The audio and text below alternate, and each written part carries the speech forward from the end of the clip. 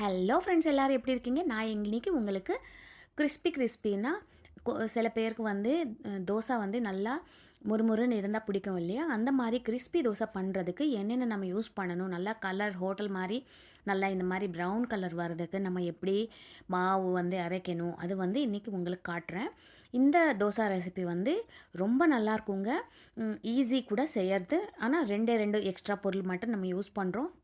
பார்த்துட்டு நீங்கள் ட்ரை பண்ணி பாருங்கள், ரொம்ப நல்லாயிருக்கும்.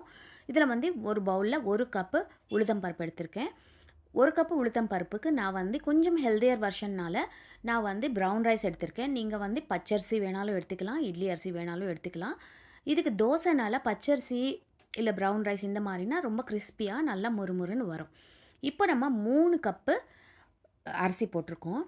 3 கப்பு ஒரு பங்கு உளுத்தம் பருப்புக்கு 3 பங்கு அரிசி போட்டுக்கணும்.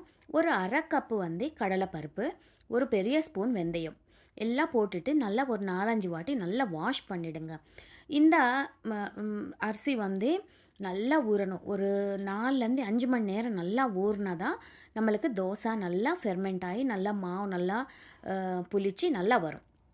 இப்போ பார்த்திங்கன்னா நல்லா புளிச்சிருச்சு.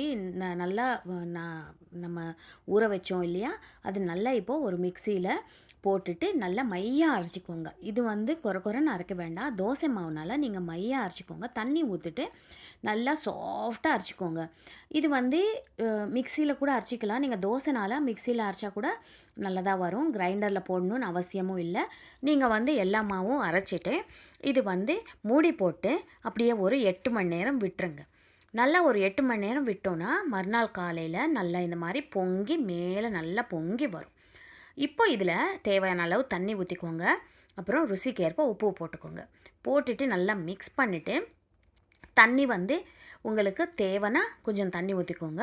இது வந்து தோசை பேட்டர் வந்து ரொம்ப லூஸாக இருக்கக்கூடாது, ரொம்ப திக்காக இருக்கக்கூடாது. இட்லி மாவு மாதிரி இருந்தால் கூட தோசை நல்லா வராது. கொஞ்சம் தண்ணி ஊற்றிட்டு நல்லா தோசை மெலிசாக ஊற்றுற அளவுக்கு நம்ம தண்ணி ஊற்றினா போதும். இப்போ பார்த்திங்கன்னா நம்மளுக்கு தோசை பேட்டர் வந்து இந்த மாதிரி நல்லா கன்சிஸ்டன்சி பார்த்துக்கோங்க. இந்த மாதிரி இருந்தால் தோசை நல்லா வரும். ஒரே ஒரு கரண்டி ஊற்றிட்டு நல்லா மெலிசாக அப்படியே சுற்றி விட்டுருங்க. இந்த தோசை வந்து மெலிசாக வரும். அதே மாதிரி ரொம்ப கிறிஸ்பியாக இருக்கும், முறுமுறுன்னு இருக்கும்.